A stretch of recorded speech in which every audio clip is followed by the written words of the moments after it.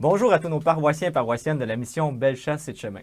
Vous vous souvenez, l'année passée, on faisait des vidéos sur YouTube où on vous parlait à travers la plateforme Zoom pour vous donner des nouvelles du confinement puis aussi des nouvelles pastorales.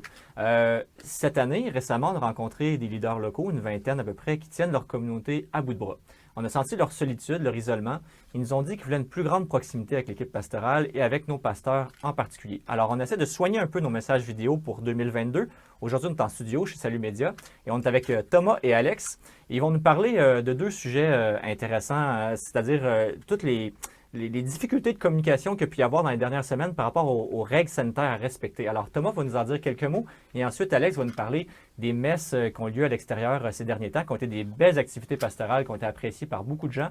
Et à la fin, je vous donnerai quelques nouvelles sur l'équipe missionnaire qui est à pied d'œuvre depuis 1 an et demi et qui entreprend des travaux pour l'hiver et le printemps. Alors, Thomas, on t'écoute. Alors, Sébastien, la première chose que je voudrais faire, c'est prendre le temps avec les gens de préciser. La première chose qui manque présentement, c'est de la clarté. Il y a eu toutes sortes de consignes d'un bord puis de l'autre. La première chose que j'aimerais faire, c'est vraiment préciser. Qu'est-ce que c'est les règles présentement avec le code QR? Alors, à partir du 7 février, les célébrations à l'intérieur de nos églises redeviennent possibles. Les messes, les funérailles, pour ce qui est des baptêmes, on a la consigne que c'est pas recommandé, mais que c'est pas interdit. Donc, pour l'instant, on garde ça sur la glace. Dans ces célébrations-là, qu'est-ce qui se passe? On a l'exigence de scanner le code QR des gens à l'entrée. Cette exigence-là, il faut comprendre d'où elle vient. Elle vient du gouvernement qui a pris cette décision-là.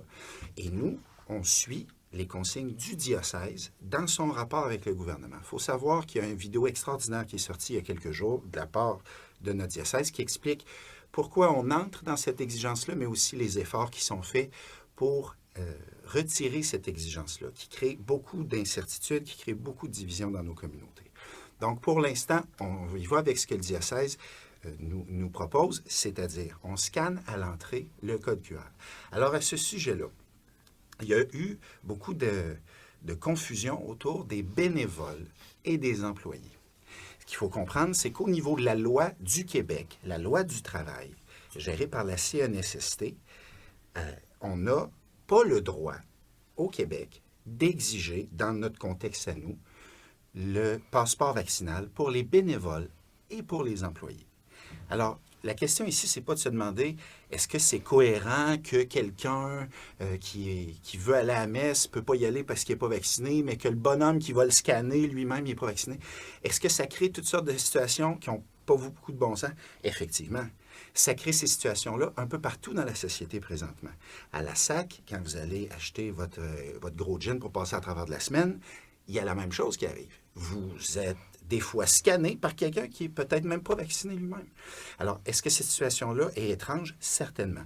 Mais nous, on suit ce que le diocèse nous dit dans son rapport à l'État pour qu'il y ait une communion, pour qu'il y ait une cohérence dans ce qui se passe dans nos communautés chrétiennes. Et c'est l'attitude qu'on va avoir dans nos paroisses. Alors, il n'est pas question de faire un zèle mal placé. Si les bénévoles et les employés sont protégés par la loi, bien, on doit fonctionner de cette façon-là, nous aussi, dans nos communautés. Alors, ça amène à la question du comment vivre ça. Ce que chacun est invité à vivre, c'est de ne pas oublier qui on est, de ne pas oublier qu'est-ce qui se passe dans cette communauté-là. Hein? La communion est attaquée. Il faut être conscient de cette difficulté-là, à travers cette situation-là. Puis on n'est pas dans l'accusation de qui que ce soit, on est dans le constat que la communion de nos communautés chrétiennes est attaquée et il faut être conscient de ce combat-là et il faut savoir que ce combat-là, il se passe entre chacun de nous. Alors j'invite chacun à ne pas perdre de vue contre quoi on est en combat. On est en combat contre la discommunion, on est en combat contre la division qui peut naître de ces situations-là. Alors je répète, la consigne, c'est quoi?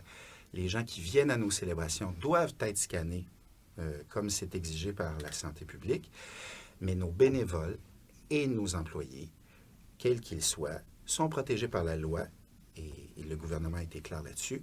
Il n'est pas question d'exiger le code QR pour les bénévoles et les employés.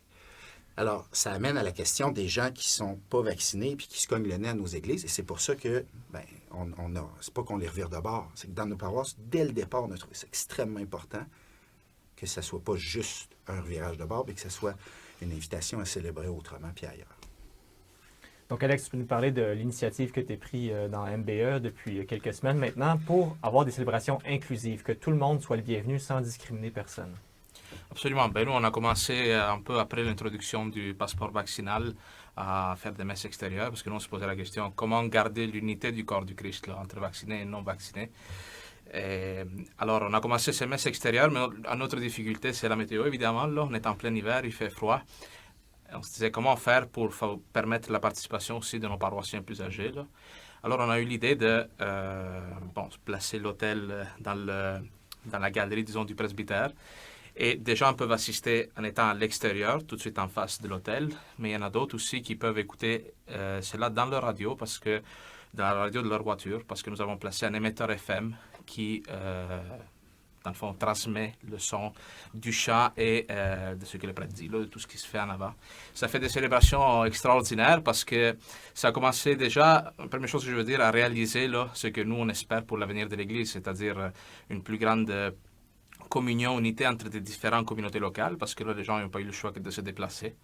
Alors, on a eu du monde de partout, pas seulement dans le territoire de Mission Bellechasse et Chemin, mais de toute la rive sud, parce que ce n'est pas toutes les équipes pastorales qui ont pu s'équiper pour fournir des messes extérieures rapidement. Là.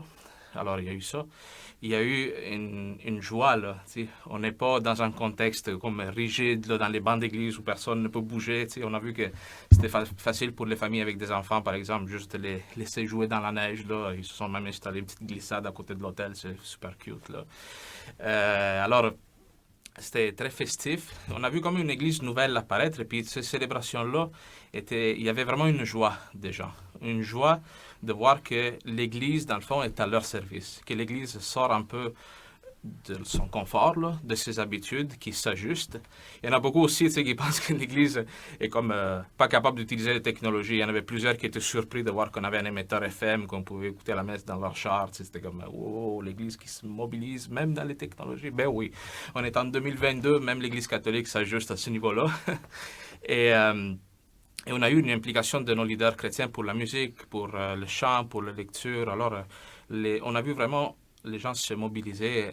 Nous souhaitons continuer cela pour tout le temps que le passeport vaccinal va être exigé. Puis on commence déjà à planifier des messes dans d'autres milieux que Saint-Anselme. Nous avons commencé à Saint-Anselme parce qu'il y avait une bonne mobilisation locale. Aussi pour une question de logistique, de matériel, c'était plus facile pour nous parce que nous, on réside à Saint-Anselme. Mais déjà, il y a d'autres communautés locales qui commencent à nous demander de pouvoir en avoir comme Baclone, exactement. Parfait, merci beaucoup. Alors, j'espère que ça clarifie un peu les choses au niveau des mesures puis que ça vous donne envie de vivre avec nous ces messes quand il fera peut-être moins froid pour les plus frileux parce que des fois, j'avoue que ça a été rude avec les températures qu'on a eues. On veut vous laisser avec cette information. Le 29 janvier, samedi matin, on a eu une belle rencontre avec 80-90 personnes qui se sont déplacées là, par Zoom là, pour assister à cette rencontre. On a présenté les travaux de l'automne, la phase du discerné qu'on a vécu avec l'équipe missionnaire, les 25 personnes à peu près qui travaillent depuis 1 an et demi à repenser la pastorale, à ravigorer notre vision de l'Église, de l'évangélisation pour rejoindre de nouvelles personnes qui ne sont pas avec nous en ce moment à l'Église. Alors, ce qu'il faut savoir, c'est que maintenant, 25 nouvelles personnes se sont mobilisées pour faire partie de l'équipe missionnaire. Nous sommes rendus 45 environ. Et ces personnes-là, d'ici à l'été, vont avoir des rencontres périodiques pour faire une planification stratégique pour les prochaines années. Donc, maintenant qu'on a une vision relativement bien définie, qui est disponible sur un PDF qui est sur le site web que vous pouvez consulter, le but, c'est de simplement, c'est-à-dire dans chacune de nos 3 paroisses, comment ça atterrit, comment on peut prioriser certaines choses en fonction de nos ressources, nos objectifs propres. Et puis, le 4 juin, nous aurons une rencontre où nous célébrerons ces 2 années de travaux et où nous présenterons notre planification et où vous pourrez bien librement vous engager dans un ou l'autre des projets qui vous interpellent pour que nous fassions Église tous ensemble avec tous ceux que Dieu appelle à son royaume. Alors, merci Thomas, Alex d'avoir été là ce matin. On espère que ce message vous aura plu et il y en aura d'autres dans les prochaines semaines. On est en train de s'habituer dans les nouvelles interfaces. Alors oui, Thomas, tu avais un mot à dire? C'est un test, hein? Alors, si vous avez des commentaires sur la forme, sur le contenu, sur, sur la qualité esthétique des visages, si on peut rien faire, mais tout ce qui apporte de ça, on est super ouvert. On peut se couper la barbe plus un petit peu. Non, moi non. Alors, on est très ouvert à tout ça, puis on veut du feedback. Hein? C'est sûr que ce message-là est public, il est pour tout le monde, mais on s'adresse à nos leaders, surtout vous autres, s'il y a des choses dont vous aimeriez entendre parler dans notre prochain message. Dites-nous-le. Vous pouvez nous écrire au info@bellechasse-tradition-et-chemin.org ou nous faire des commentaires tout simplement à la suite du vidéo sur la chaîne YouTube de Bellechasse et Chemin. Merci beaucoup. À très bientôt. Au plaisir. Merci beaucoup. Merci. Bye. Au revoir.